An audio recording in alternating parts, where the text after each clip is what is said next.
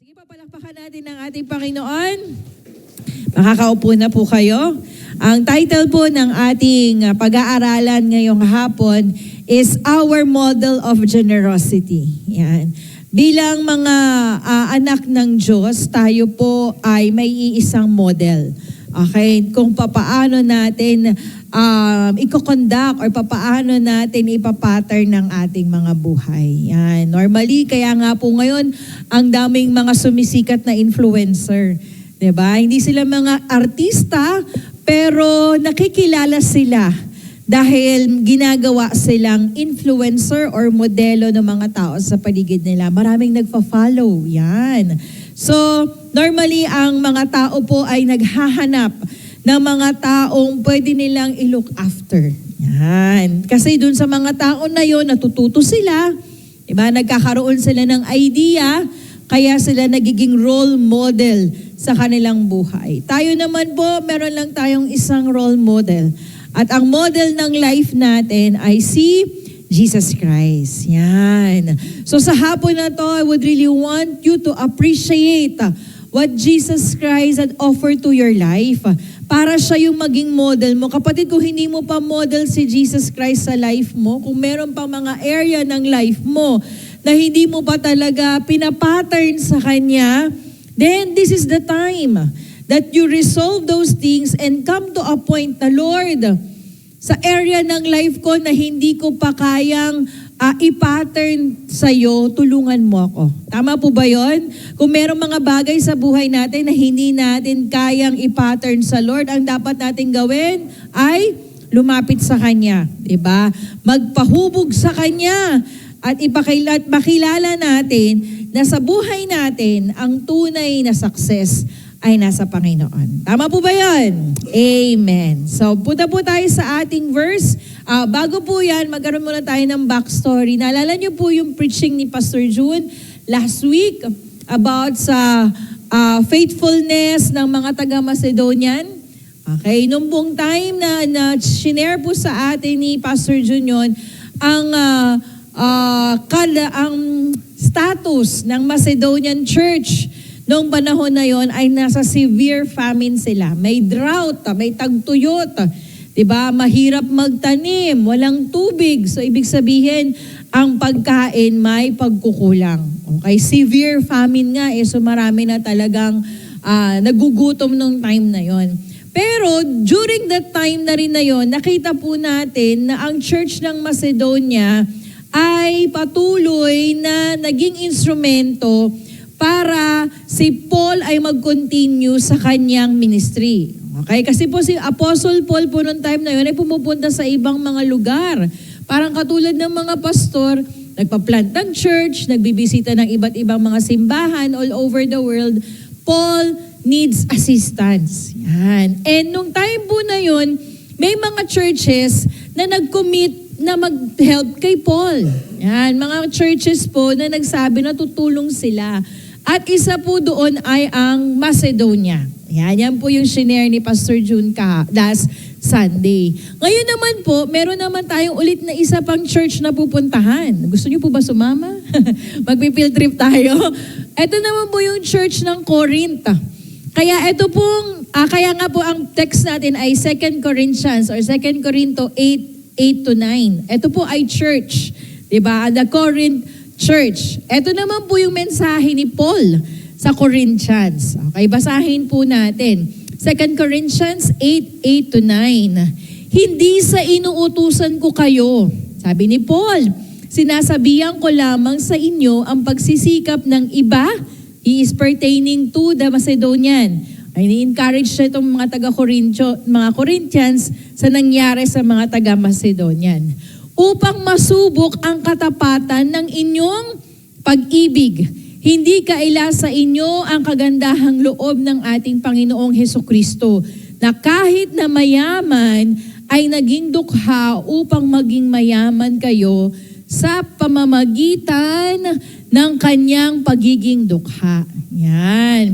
So dito naman po, ang kinakausap ni Paul ay again ang church ng Corinth. Nire-remind niya mga taga-Corinthians na meron kayong kapatid na mga taga-Macedonians na itong mga taga-Macedonians na kapatid nyo, there are experiencing severe famine right now. Marami silang hinahanap na problema. But still, ang mga taga-Macedonians ay hindi nakalimot na ipagpatuloy ang kanilang ikinumit, ang kanilang binigay na tulong para kay Paul. So meron po tayong dalawang senaryo na makikita tayo of how people respond to challenges. Ang Macedonian, sabi ko nga kanina, sila po ay nakaranas sa severe famine, nagkakaroon sila ng problema, but still, they aim to give because alam nila, yun po ang kinumit nila. And a reminder to the Corinthians, wala silang nangyayaring kahirapan, all is well sa life nila. And still, nakakalimutan nilang magbigay doon sa kanilang commitment para kay Paul. Alam niyo po, ganito rin po madalas ang ating buhay. With regards to our commitment. Minsan pagka po tayo ay nakakaranas ng mga problema, mga challenges, ang unang-unang wini-withdraw natin ay yung ating mga kinumit. Lalong-lalo na sa Panginoon. Kasi ito pong mga commitment na to, ito po ang nagpapakilala sa atin kung sino tayo.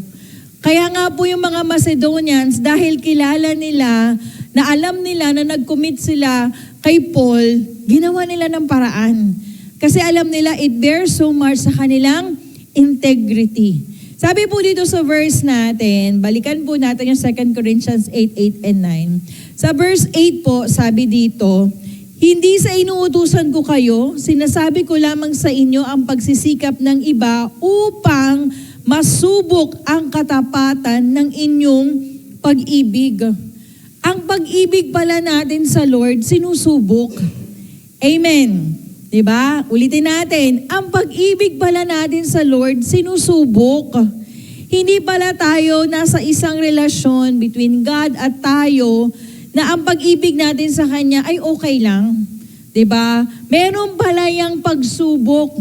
At ibig sabihin, every time na pagsubok, dapat nating ma-overcome.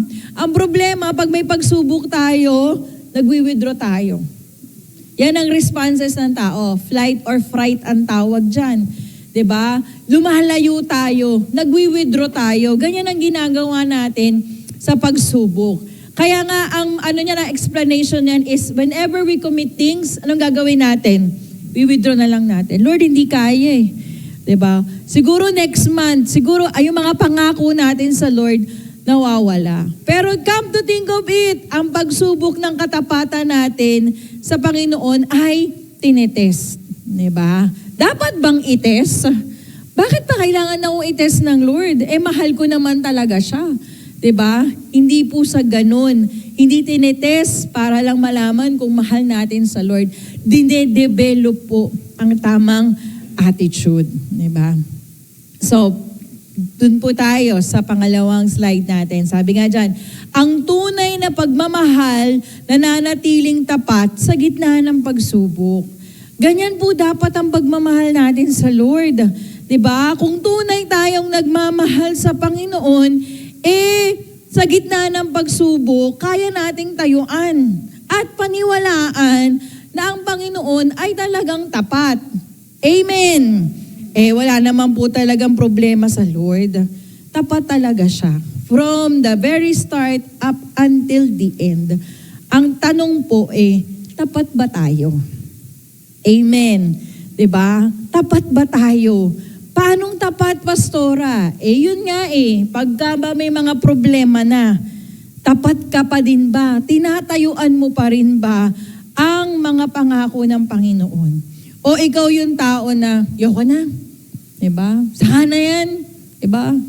Hindi naman yan, ang tagal-tagal ko na nagsaserve sa Lord, wala pa rin ako nare-receive. Diba? Marami pong mga ganyang attitude. Kaya nga, hindi nagtatagumpay. Kasi nasa gitna na diba?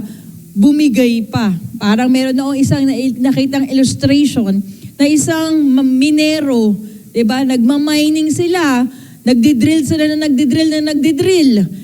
Konti na lang, isang bato na lang ang titibagin. Diba? Ando doon na ang ginto nangyari. Napagod. Nag-give up. sayang. Diba? Kaya nga kapatid, huwag kang mapagod. Hanggat hindi dumadating ang Lord, laban lang. Amen. Diba? Hanggat hindi dumadating si Jesus, hanggat hindi siya bumabalik, laban lang. Dahil pagka tayo ay nag-give up, baka akalain natin, baka dun sa time na yun, pagdating ni Jesus, nag-give up ka. Nasaan ka ngayon? Diba? Kaya nga tayo, kailangan may attitude tayo na tumatayo tayo sa ating, nananatili tayong tapat. Okay? Even sa gitna ng ating mga pagsubok. Ang katapatan ng Panginoon, alam nyo, ang katapatan sa Panginoon, manggagaling din naman sa Kanya. Kapatid, hindi mo kayang hugutin ng faithfulness. Actually, fruit ng Holy Spirit yan. Ang faithfulness, love, joy, peace, patience, kindness, gentle, goodness, faithfulness, self-control. Galing sa fruits of the Holy Spirit yan. Wala kang kayang paghugutan ng pagiging tapat kahit na po sa mag-asawa. Kahit na po mahal natin yung mga asawa natin. Meron pa nga pong nangyari, meron akong mga kakilala na ang tagal-tagal na nilang mag-asawa. 25, 35 years. Tapos biglang, boom, nagkaroon ng faithfulness sa kanilang mag-asawa. Naghiwalay. Kasi wala po talaga sa atin ang faithfulness. Ang faithfulness po talaga ay nasa Panginoon. Kaya nga bilang, kunyari, mag-asawa kayo, dapat ang commitment ninyo ng faithfulness first sa Lord. Diba? And then, to your partner. Diba? Kung single ka ngayon, syempre, ang una mong gift ng faithfulness mo ay syempre, sa Panginoon pa din. Diba? Na Lord, habang nag-aaral ako, habang nagtatapos ako ng pag-aaral ko, I will become faithful sa'yo. Amen ba? Amen. Kung tayo ay nagbibigay, sabi nga dito, biblical generosity, yan, is never driven by pressure from the outside. It is always driven by a transformation on the inside. Balik po tayo sa mga taga-Macedonians. Bakit yung mga Macedonians nakapagbigay sila even and despite of their situation? Kasi naranasan nila yung transformation coming from the inside. Wala naman talaga silang paghuhugutan ng kukunan nila eh. Diba? Pero dahil meron ng nabuong pananampalataya sa kanila, yun ang hinuhugot nila. Amen. Minsan naman po talaga, hindi talaga sapat. Kahit sabi nga nila ang tao po talaga walang kasapatan. Wala talagang kasapatan. Pero pag tayo ay nasa Panginoon, anything can be enough. Kaya nga sa Lord pa rin lahat talaga. Huhugutin talaga natin sa Panginoon. Kasi kung tayo lang, wala tayong kayang magawa. So when we talk about generosity in the Bible, it always comes from the inside. Kaya nga palagi ko sinasabi, kung mag-asawa kayo, di ba, huwag niyong pag-aawayan ng pagbibigay sa Panginoon. Magkasundo lang kayo. Kung ano yung sukat ng inyong pananampalataya, di ba, pagdating sa offering, di ba, pag-agrihan ninyo. Namat naman darating din ang panahon magi-increase yan. Pero pagdating sa ating tithes, dapat tayo ay consistent yan. Kasi yan po ay talagang ikinumand ng Lord. Bring your tithes and offering. Isa po kasi, nakapagbigay na tayo ng tithes, enough na sa atin yun. No. Ang pagbibigay po ng ating tithes sa Panginoon, yan lang po ay pagbabalik. Diba? Nagbabalik lang tayo sa Kanya. Ang tunay na pagbibigay ay nasa ating 90%. Sige po, let's continue. Sabi po sa Galatians 6-7, huwag ninyong linlangin ang inyong sarili. Ang Diyos ay hindi madadaya ninuman. Kung ano ang itinanim ng tao, iyon din ang kanyang aanihin. Palagi po nating tatandaan na ang ating Diyos ay nakatingin sa ating puso. Sa pagbibigay ng oras, sa pagbibigay ng mga talents natin sa Panginoon, ang pinaka-importante po sa Kanya ay ano ba talaga ang laman ng puso natin. Kung tutuusin po, ang pinakamadaling dapat ibigay sa Panginoon ay ating finances. Kasi kaya mo nang magbigay ng time, kaya mo nang magbigay ng talent mo. Diba? Pero ang nangyayari, minsan kadalasan, ang nagiging nahihirapan tayo ay yung ating finances. Kasi tama yung sabi ng Bible, kung nasaan ang iyong wealth, where your treasure is, there your heart is also. Andun yung puso natin. Diba? Kaya nga dapat ang model ng generosity talaga natin ay si Lord. Every area ng life natin, dapat nakapattern sa Kanya. Or else, gagawa ka ng sarili mong pattern, kapatid. Pagdating sa finances, gagawa ka ng sarili mong pattern. Pagdating sa pagmamanage mo ng pag-aaral mo, gagawa ka ng sarili mong pattern. Pagdating sa pamilya, gagawa ka ng sarili mong pattern. Diba? And tapos, at the end of it, magtatanong tayo, Lord, bakit ganitong buhay namin? Nag-create ka ng sarili mong pattern eh. Are you getting it? Kaya dapat meron lang tayong isang ipa-follow na pattern at yan ang pattern ng Panginoon. At wag natin, sabi nga rito sa verse natin, wag natin linlangin yung sarili natin. 'Di ba? Sabi nga nila, ang taong hindi nagtatanim pero umaasa na ang tanim niya ay mamumunga ay kahangalan. 'Di ba? Foolishness. Tamo, hindi ka nagtanim tapos aasa ka, naaani ka. 'Di ba? Natatawa lang tayo, pero meron na tayong mga na-create na pattern sa buhay natin. Na meron tayong mga expectations na ganyan. Diba? Nag-i-expect ka na aani ka, pero ang tanong, nagtanim ka ba talaga, kapatid? Meron ba talaga tayong binigay na panahon, oras, diba, para magtanim tayo sa ating Panginoon? Okay. So, balikan po natin yung condition ng Corinthians. Nung pumunta si Paul sa Corinthians, Paul has the authority. Parang siya po yung pastor sa Corinthians. And ito si Paul, kaya niyang i-demand dun sa mga Corinthians na sumunod sila at ibigay nila yung ikinumit nila. Bakit? May authority si Paul eh. Nakikinig naman sa kanya yung mga taga-Corinthians eh. Pero alam niyo ang heart ni Paul, eto, hindi niya gustong puwersahin ng mga tao. Gusto niyang makita ng mga tao na tayo ay sumusunod sa Lord dahil sa relasyon natin sa Kanya. Hindi sa relasyon ng mga taga-Corinthians kay Paul. Pero yung relasyon ng mga taga-Corinthians sa kanilang Diyos. Kasi who believes there, people fail. Diba? May mga tao, meron pa rin tayong mga weaknesses. Pero ang Panginoon natin hindi nagbabago. Kaya nga yung first word ni Paul ay, hindi sa inuutusan ko kayo. Diba? Hindi dahil pinupuwersa ko kayong sumunod sa akin. Diba? Pero binibigyan ko kayo ng idea na kung ang mga taga-Macedonians ay naging faithful sa pagbibigay nila, ay kaya nyo din yun. Amen. Minsan pagka kino-compare tayo sa ibang mga tao about our weakness, nagkagalit tayo. Totoo ba yun? Naiinis tayo. Diba? Sa mga magkakapatid, na-experience ko din yan eh. Diba? Yung pag kino-compare ka sa kapatid mo, diba? Or yung kapatid mo kino-compare sa'yo, diba? Positive or negative, minsan nakakainis yan eh. Ayaw natin ang kino-compare sa iba. Pero dapat makita natin na yung comparison na ginagamit dito ng Lord sa church ng Macedonia at sa church ng Corinthian ay para i-encourage ang mga Corinthians na kaya nyo yan. Diba? Kung meron ngang ibang mga tao na nakagawa nun, kaya mo din yan. Diba? Minsan pag sinabi ka, alam mo, si ganito, nakita ko, ito yung ginawa niya, ito rin yung pwede mong gawin. Sasabihin ng mga yan, magkaiba kami. Negative ka agad eh, diba? O sige, ikaw na. Gaganyan yan eh, diba? Offended eh.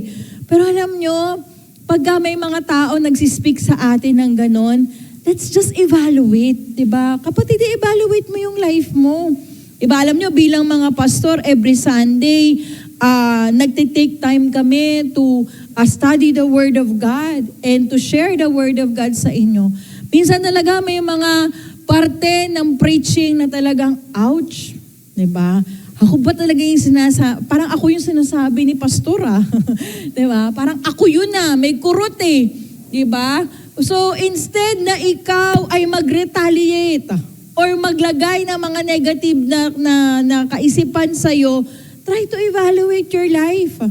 Diba? Ang mga young people, palagi namin ine-encourage, mag-aral kayong mabuti. Diba? Kasi ang pag-aaral ninyo ay milestone or stepping stone para maging maganda ang kinabukasan ninyo. Diba? Mag-focus kayo sa pag-aaral. Diba? Sasagot pa yung isa, Pastora, for inspiration lang naman. O di sige, mag-inspire ka. Diba? Pwede naman.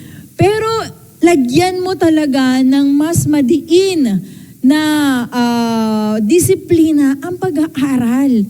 Kasi yan ang season ninyo ngayon. Diba? Dadating kayo sa season na magtatrabaho kayo. Baka pag nandun na kayo sa trabaho na season, mapagod na kayo. Diba, Rubilin? Parang sarap na lang mag-aral. Ulit. Diba? So may bawat season ang buhay. Ang season ninyo ngayon, mag-aral kayo. Sabi ko nga sa mga anak ko anak, after mo mag 4-year course, mag-aral ka ulit. Apat mo mag-masteral, mag-aral ka ulit. Diba? But along the way, kung gusto mo na mag-asawa, wala namang problema. Bakit gusto ko silang matuto? Kasi learning doesn't stop. Dapat ganun din ang mindset natin sa Panginoon. Ang pagkilala natin sa Kanya, hindi po nagtatapos o nagsisimula sa four corners ng room na to every Sunday. Dapat ang pagkilala natin sa Panginoon goes beyond the message na narinig natin ng Sunday. Andyan ang Monday, anong ginawa mo sa narinig mo nung Sunday? Ang Tuesday dumaan, ang Wednesday, ang Thursday, ang Friday, ang Saturday dumaan. Kamusta ang Word of God sa life mo? Meron ba talagang tumimo? Meron ba talagang nabago? Kapatid, kahit 1% lang ang nabago, kung everyday may 1% ka, di ibig sabihin merong 365, ang taas nun, percent of change na nangyari sa buhay mo. Amen. Diba? Kasi kailangan po talaga nagbabago tayo. Amen. Kasi ipinapattern nga po natin yung sarili natin. Kanino? Hey, Jesus Christ. Kaya marami tayong mga bagay na hindi natin kayang i-overcome. Kasi nga, mali yung pattern. Pero pag natama na yung pattern, alam natin na magkakaroon tayong ng mas maayos at mas magandang buhay. Sabi ko po rito, maaari mong pilitin ang pagsunod, ngunit hindi mo maaaring pilitin ang pag-ibig. Si Paul, nung kinakausap po niya ang mga taga-Corinthians, pwede naman i-enforce ni Paul na sumunod kayo. Yan. So sinasabi ko, ako pastor dito di ba? Sumunod kayo. Pero alam nyo, hindi natin mapapasunod or hindi natin kayang pilitin. Ang goal natin ay hindi pilitin sumunod. Lalo na't ang gusto natin, ang resulta ng kanyang pagsunod ay dapat pag-ibig. Dapat matuto muna tayong umibig. Kanino? Sa Panginoon. Para pag nagsalita ang Lord ng instruction sa atin, hindi tayo magre-retaliate. Diba? Hindi tayo mag-iisip ng opposite sa iniisip ng Lord. Pero tayo ay kusang sasabay sa Kanya. Next, balikan po natin yung 2 Corinthians 8:3-5. Ito po yung sitwasyon ng mga taga-Corinthians. Balikan lang natin, tignan natin kung anong nangyari sa kanila. Sabi po sa verse 3, Macedonian, mga taga-Macedonian po ito. Sila'y kusang loob na nagbigay, hindi lamang sa abot ng kanilang kaya, kung hindi, higit pa sa alam kong, kundi higit pa. Alam ko ito sapagkat, ito malupit, basahin natin yung verse 4. Mahigpit nilang ipinakiusap sa amin na sila'y bigyan ng pagkakataong makatulong sa mga kapatid na nangangailangan. Kapatid, yung mga taga-Macedonia nag-insist. Siguro nakakita na sila ni Paul nung time na yun. Nagpe-prepare sila ng pambibigay nila kay Paul. Maaaring nakarinig sila, hindi man kay Paul or sa ibang mga sa mga ibang leaders nung time na yun. Okay na, huwag na kayo magbigay. Alam namin na kinakaharap ninyo ang isang malaking problema. Pero yung mga taga-Macedonia, nag-insist sila. Sabi dito, mahigpit nilang ipinakausap. Grabe, nakiusap pa na magbibigay. Saan kayo nakakita ng ganyan? Diba? Pwede nga makikiusap ka, Paul. Pasensya ka na, nakikiusap kami. Hindi kami makapagbigay ngayon sa'yo. Diba? Pero sila, yung mga taga-Macedonian, sabi nila, Paul, wag nyo kaming pigilan magbigay. Kasi gusto naming magbigay. Diba? Dahil alam namin, itong pagbibigay namin ay makakatulong sa mga kapatid nating nangangailangan. Sila nga nangangailangan. Pero ang iniisip pa rin nila, ibang mga kapatid. Grabe. Diba? Anong klaseng pag-iisip ang mga meron ng mga taga-Macedonian? Bakit sila ganito mag-isip? Na kahit nangangailangan sila, ang ini-insist pa rin nila, hindi, gusto namin tumulong. Kakaibang nila lang. Diba? Sana meron tayong mga ganito kakaibang nila lang sa loob ng simbahan. Kasi ito po talaga yung sinasabi at nangyayari sa Bible na pag-ibig na nais ng Lord na makita sa kanyang mga anak. Diba? Na magkaroon talaga ng desire to help other people, lalo na yung kanilang mga kapatid sa pananampalataya. Bakit? Bakit ganito yung pag-iisip nila? Sabi po dito, dahil nauunawaan nila na God owns everything. Diba? Alam nila na ang ano man ang meron sila ngayon, ito ay galing sa Panginoon. Kung maiintindihan lang natin na ang Panginoon ang may pag-aari ng lahat, and if we would really understand God owns everything, we can give and we should give to God generously.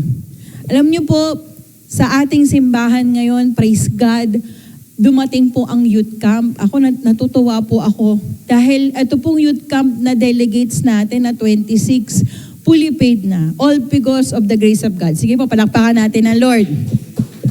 Yan po ay dahil sa biyaya ng Panginoon. Diba? And yan po ay nagpapakilala na talagang pag-aari ng Lord ang lahat. Hindi tayo makakapag-produce ng enough na pera to support our young people without the help of God. Diba? Ay, makikita po natin yan na ang Lord po talaga pinapakita sa atin na may effort lang tayong ibigay, ang Lord na ang magagawa ng mga susunod. Yan. Meron po ko isang illustration dito, gusto ko pong makita sa inyo. Yung buhay po ng pinagpapala. Ano ba yung itsura ng buhay ng may pagpapala at saka buhay ng kasakiman? Alam nyo, ito po yung nangyayari sa bayan natin ngayon. Kung bakit marami tayong nararanasang crisis, political crisis, economic crisis, leadership crisis. It's because of the attitude of generosity. Ang attitude po ng pagbibigay. Alam po natin na ang Lord, nais po niya tayong pagpalain. Amen. Diba naniniwala ka ba ng pagpapalain ka ng Lord? Amen. Diba lakasan natin? Amen. Diba pagpapalain tayo ng Lord. Pero meron lang pong thin line ang patuloy na pagdaloy ng blessing ng Lord. Kita niyo po yung malaking fence, haba ng fence, no? Yan pong thin line na nagdi-divide ng pagpapala at ang buhay na pinagpala at buhay ng kasakiman ay ang pagbibigay. Totoo po yan. Totoo po yan. Sabi nga nila, ang dami-daming pera ng Pilipinas. Ang dami nating natural resources, ang dami nating, basta marami tayong lahat. Nasa atin na ang lahat. Nasa atin na ang lahat. Compare sa Singapore, compare sa ibang mga lugar. Pero bakit? Bakit we are still considered as a third world country? Bakit mahirap pa rin ang mga Pilipino? Yan po ang isa sa kasagutan. We have become so greedy. Pag po hindi tayo natutong magbigay, greediness will creep in sa atin. Kaya nga, pag binigyan ka ng pagpapala ng Lord, maliit, maglalaki, i-release mo, kapatid. Make an opportunity that itong pagpapala na to ay maibalik mo sa Panginoon.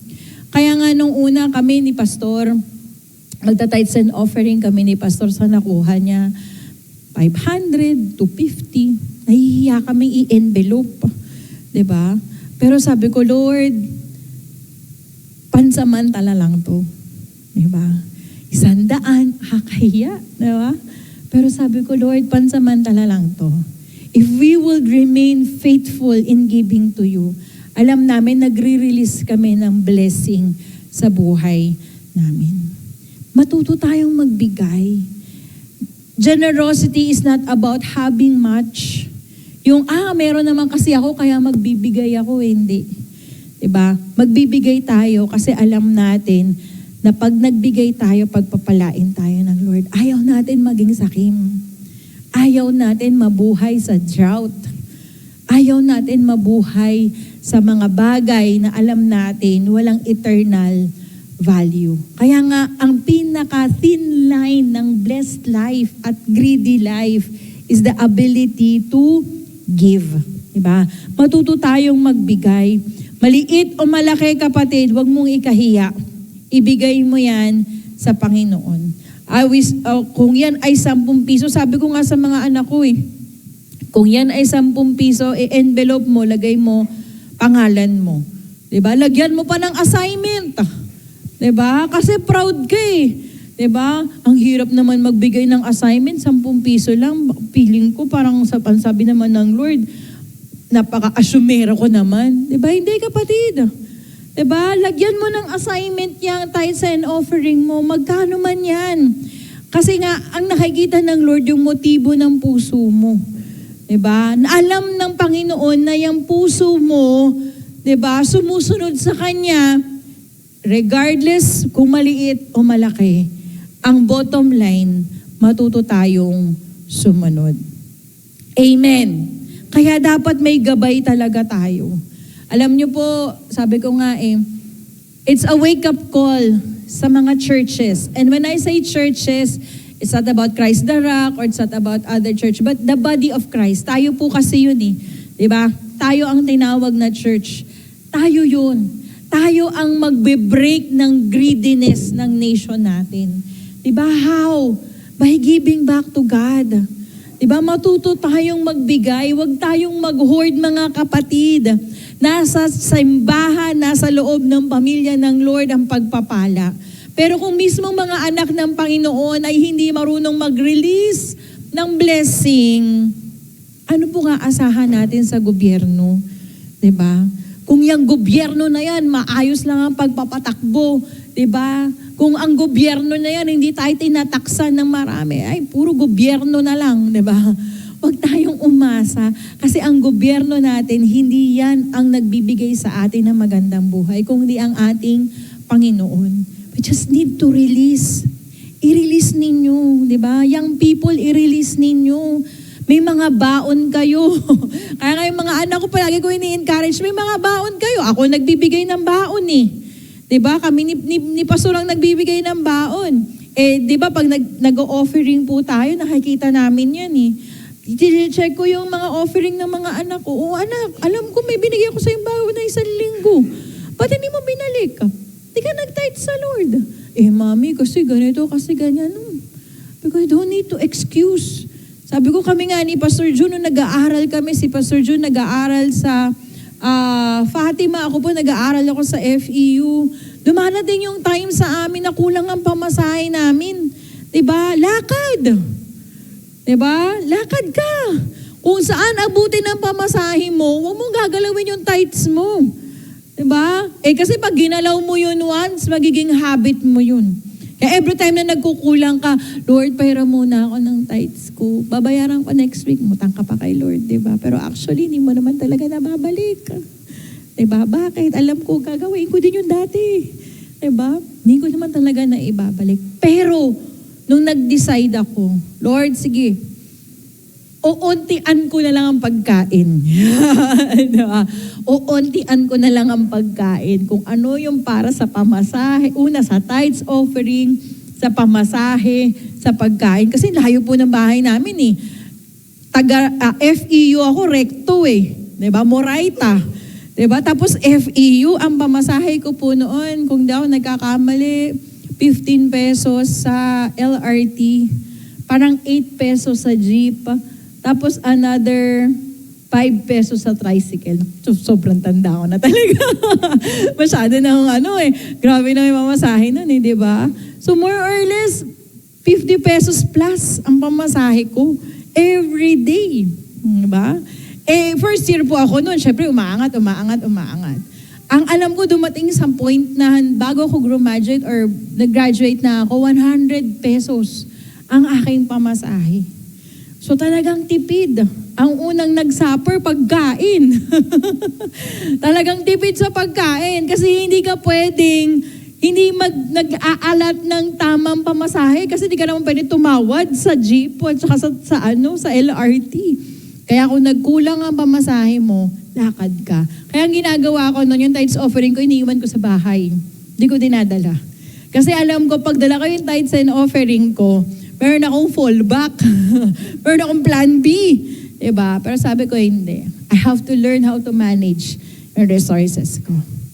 Okay, so continue po tayo. Balik po tayo sa 2 Corinthians 8:8-9. Sabi po dito sa verse ulit natin, sa ating main verse.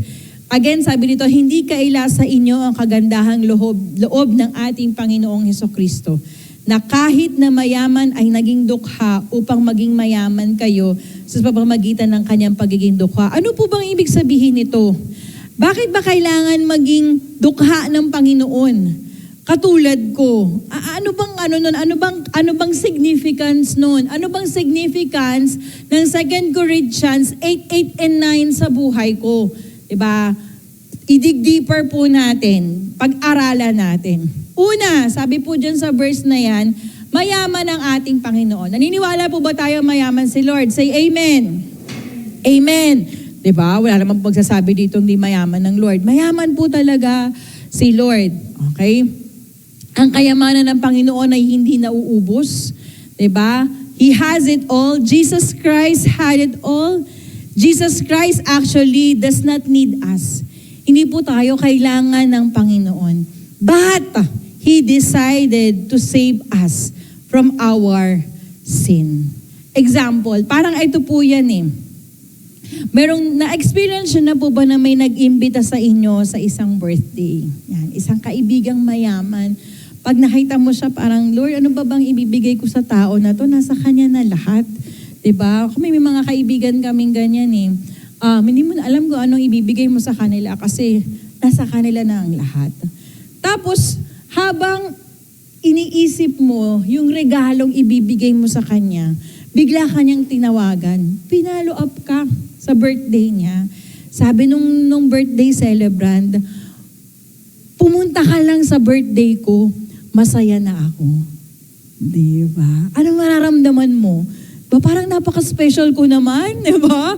Presensya ko lang, okay na sa'yo. Kahit wala akong regalo, pwede akong kumain. Diba? Minsan magbibigay tayo ng regalo, nahihiya tayong pumunta sa isang birthday pag wala tayong regalo. Nakakaya naman, kakain tayo, tapos wala tayong regalo. Pero itong kaibigan mo, pumunta ka lang, okay na. Presensya mo lang, sapat na. Alam niyo po, ganyan ang Panginoon sa atin.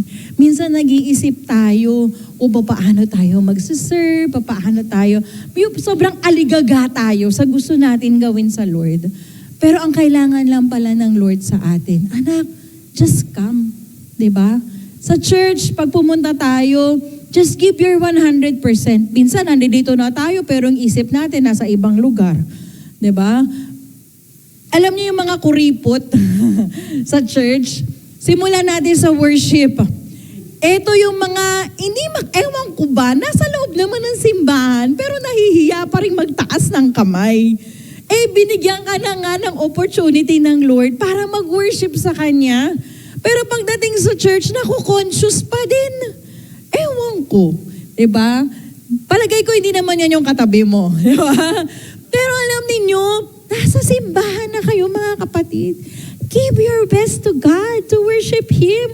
Diba? Itaas natin ang ating mga kamay. Diba? Kumanta tayo with all of our voice. Diba? Pag nagsabing mag-declare, come on church, let's declare right now. Talagang yung boses mo, gusto mo, naririnig mo talaga, at even pinaparinig mo sa katabi mo. Kanya-kanyang declaration yan eh. Diba? Magde-declare ka na nga lang, i-verbalize mo na nga lang, di mo pa magawa. Binigyan ka na nga ng Sunday ng Lord. Ibigay mo na yung best mo sa Kanya. Amen ba? Diba? Kaya ang gusto namin sa mga taga-Christ the Rock, pag sinabing worship, let's worship our God. Of course, mga kapatid, it's not just pakitang tao. Again, God knows our heart. Nakikita tayo ng Lord. Pero dahil nasa simbahan ka na niya, at nandito naman ang presensya niya, di ibigay mo na lahat. Amen. Diba? Huwag ka na mahiya. Diba? Huwag ka nang parang, katabi ko, parang, nakakailang naman. Walang munang pakailaman niyang katabi mo. Diba? The fact na nandito ka sa house of God, ibig sabihin, ang only person to please ay si Lord. Huwag mong pakailaman yung katabi mo. Kanya-kanya yung mga pinagdadaanan. Ang maganda mong makita, ikaw, ano ba yung relasyon mo sa Panginoon? Isang araw lang ang linggo sa isang linggo. Tama ba ako? Isang araw lang ang linggo sa isang linggo. Wala nang ibang linggo dyan. Isang araw lang. Ayaw mo pang ibigay yung best mo sa Lord. Amen! Diba? Kaya pag sinabi nating mayaman ng Panginoon, wag puro pera. Tutay pa talaga. Pero alam ko, hindi naman pera iniisip nyo. Diba? Kaya lang meron tayong connotation na ganun eh. Diba? Pera lang. Pagka marami kang pera, mayaman ka. Hindi. Ang kayamanan natin ay ang relasyon natin sa Panginoon. Kung na-enjoy mo yung relationship mo sa Panginoon, sabi ko sa'yo kapatid, in due time, mararanasan mo ang manifestation ng physical blessing. Ano bang gusto mo? Sasakyan? Diba? Bahay? Diba? Ano pa? Pera? O sige, sama na natin yan. These are just the manifestation of our relationship with God. Pag nakita ng Panginoon na ready ka na anak, sige na, todo na, ready na. Diba? Kaya pagdating sa Lord, ipakita natin all out tayo. Walang reservation. Sige, palakpakan natin ang Lord. Nabubuhayan tayo ng loob. Diba? At may kapatid mo, tumatawa na, nakangiti na. Diba? Huwag mong i-define ng Lord sa kung anong nararanasan mo ngayon. Meron kasi tayong ganong definition eh. Diba? Dinidefine natin ang Lord kung anong nararanasan natin ngayon. Okay? Sabi doon sa verse natin, diba? Balik tayo sa 2 Corinthians 8:8 and 9. Sabi dito, na kahit na mayaman, sabi niya, ay naging dukha. Diba? Ano yun, pastora? Mayaman na nga, gusto pang maging mahirap. Mayaman na nga ang Lord eh. Anong ibig sabihin nun? Anong significance nun sa atin? Ito yun mga kapatid. Ang pagiging dukha ng Panginoon, kailangan niyang pagdaanan para matubos niya tayo sa ating pagiging dukha. Okay? Ano ba yung pagiging dukha ng ating Panginoon dito? Let's go back to the cross. Alam niyo ba, sabi ng mga Bible scholars, the worst experience of a person nung time nila, nung early times, lalo na ng mga times ni Jesus Christ, ay ang mapako sa krus. Yan po ang most humiliating kind of death. Ang mapako ka sa krus. Bakit? Dahil po nung namatay po si Jesus Christ sa krus, although nakikita po natin sa picture, siya po ay may saplot. But as the Bible declares, nakahubad po ang ating Panginoon. It speaks about the shame na na-experience ng Lord. Ito po yung poverty na sinasabi ng Bible. Na si Jesus Christ, pinili niya na mamatay sa cross, the worst kind of death, the most humiliating kind of death na ma-explain ng isang tao dahil gustong ipakita sa atin ng Panginoon na kung hindi niya pipiliin ang cross, hindi niya tayo matutubos sa kasalanan natin. Possible ba na ibang tao na lang yung ipadala ni Jesus Christ? Hindi po. Wala talagang qualified. Ang qualified lang po talaga siya. Nakukuha niyo po yun? Wala pong ibang qualified para magtubos ng ating mga kasalanan kung hindi si Jesus Christ. Kaya kahit na maganda na ang buhay ng ating Panginoon sa langit, kasama niya ang mga anghel with all the riches and with all the relationship with Him and God the Father, He chose to offer Himself. He chose poverty.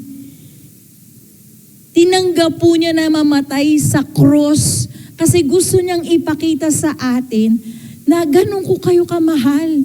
Walang kayang mag-save sa atin. Hindi natin kayang isave yung sarili natin. Only through Him, we can be saved. Sa harapan ng kanyang pamilya, kaibigan, even the disciples, napako ang ating Panginoon, defenseless, powerless, all because He wants to bear our sin.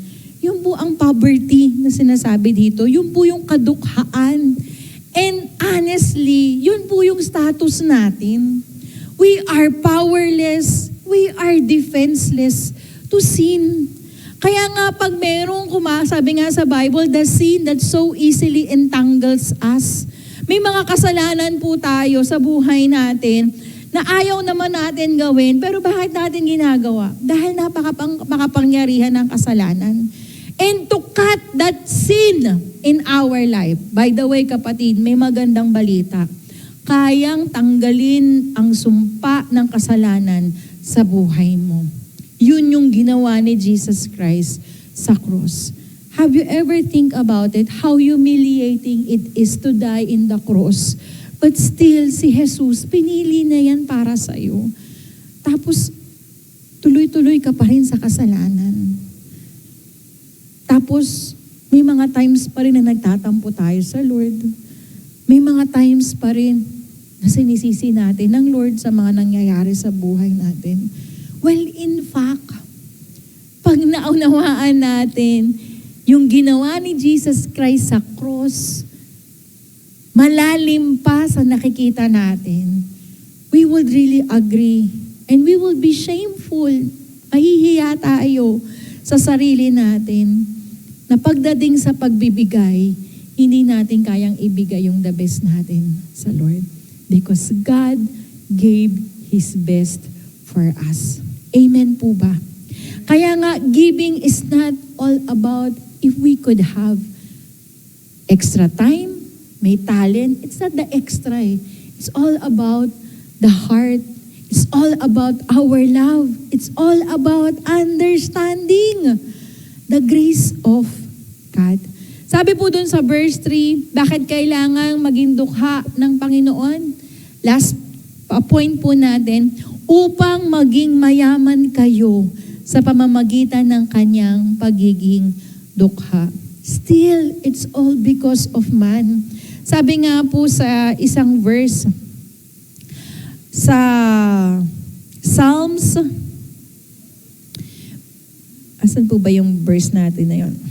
Ayan, Psalms 8:4. Sabi po dito ng psalmist, ako'y nagtatanong, tinatanong lang naman ng psalmist, ano nga ba ang tao upang inyong alalahanin? Sino nga ba siya upang iyong kalingain? Totoo yan eh. Bakit kailangan pa mamatay ni Jesus Christ? The shameful act of death ang pinili pa niya. Bakit? Ano bang meron sa tao? May mamapala ba si Lord sa atin? At ganun tayo gustong sagipin ng Panginoon, di ba? Alam niyo po, isa lang nakita ko dito is that when God created the world, sabi ng Panginoon, nung kinreate niya ang world, ang earth, in 7 days, there was perfection. Di ba? Kasama tayo dun sa create niya. And the only creation that God breathed, ang hiningahan, nataglay natin, ang hininga ng Panginoon ay tao. Hindi naman niya hiningahan ng mga halaman. Hindi niya hiningahan ng hayop. Ang nakalagay po sa Bible, He gave breath. He breathed into the man's nostril sa ilong. And there was life. Ganun tayo kaimportante sa Lord. Ganun niya tayo kamahal. Yan. Paano tayo naging mayaman? Yan. Sabi ng Bible, dahil sa kadukhaan ng Panginoon, naging mayaman tayo. Paano tayo naging mayaman? Dahil tayo ay naging bahagi na ng pamilya ng ating Panginoon. The truth is, hindi po lahat ng nilalang niya ay bahagi ng pamilya niya. Of course, we desire to be part of God's family. Pero ang tangi lang po talagang parte ng pamilya ng ating Panginoon ay yung mga nananampalataya sa kanyang anak. Sabi po sa Ephesians 1:5, noong una pa itinalaga na niya tayo para maging mga anak niya. Sa pamamagitan ni Hesukristo, ayon na rin ito sa kanyang layunin at kalooban. Itinalaga. Sa English, predestined. Meron po talagang itinalaga ang ating Panginoon para maging kasama ng kanyang pamilya. At sino tong mga to? Ito'y nangyari lang sa pamamagitan ni Jesus Christ. Kapatid, kung hindi mo pa tinatanggap si Jesus Christ sa buhay mo, then this is the time. You have the part right now. Tanggapin mo ang ating Panginoon. Kasi siya lang talaga ang magbibigay ng lasting na victory sa ating buhay. Alam mo, matagal ka nang pinahirapan ng kasalanan. Actually, gugulong-gulong na ang tao sa kasalanan. And the only way out is through Jesus Christ, through His life. As part of God's family, dapat maunawaan natin na pag nagbibigay tayo sa Panginoon bilang pamilya at kaparte ng pamilya niya, meron na tayong pagmamahal, may sakripisyo kapatid sa pagbibigay natin sa Kanya, pero may pag-asa. Maging bukas palad po tayo. I'm not just talking about resources. Very, very least po ang resources to give to God. Ang una nating ibibigay sa Panginoon ay yung buhay natin. Kasi pag nabigay mo na yung buhay mo sa Panginoon at naranasan mo kung paano ka pagpalain ng Panginoon, I tell you, your generosity would really overflow. As my testimony, lately po naranasan namin, nag-open ng doors ng Lord sa amin. May mga ino-open na financial breakthrough doors ang Lord sa amin. Sabi ko kay Pastor June, i-increase na natin ang honoring natin. Yung honoring po namin kila Bishop at saka kay Mami Rev, nag-honoring po kami sa kanila. May portion po ng aming salary na nakaalat po sa kanila. So, nag-decide po kami ni Pastor June na starting po ngayon, actually nakakadalawang na po kami, ang ibibigay na po naming honoring ay 10%. So 10% sa tithes, 10% sa offering, 10% sa honoring. Sabi ko, kailangan nating taniman yung gustong gawin ng Panginoon. Kailangan natin mag-prepare. At ang unang preparation ay yung preparation of the heart. Kung maaalala niyo po yung illustration kanina about giving, about greediness, and about blessing. There is really a thin line para ang tao maging greedy sa blessing na nare-receive niya sa Panginoon. Ayun po ay pag hindi tayo natutong magbigay. Again, sabi ko nga po, tithes and offering, ang tithes po dapat non-questionable na yan. Sa Lord talaga yan. But with regards to our offering, let's give generously. A lot, a portion talaga sa ating pagbibigay sa ating Panginoon. And yun po yung pinapractice namin. Pinapangunahan na namin yung matatanggap namin na blessing. Na alam namin, Lord, the only cure para hindi namin i-hold yung blessing ng Lord. Bago pa man siya dumating, i-release na natin. Diba? Kasi yun po ang rason para tayo ay mas pagpalain ng Panginoon. Know that next week po ang last natin na teaching about faithfulness, about generosity sa Lord. And ito po yung prayer ko, hindi lang talaga naging turo, dapat naging aral. Magkaiba po yun. Yung tinuruan ka, narinig mo, anong tinuro ng teacher mo? Nagturo ako. Nagturo si teacher. O nagturo naman yung teacher. Pero anong natutunan mo? Anong naging aral sa'yo? Wala.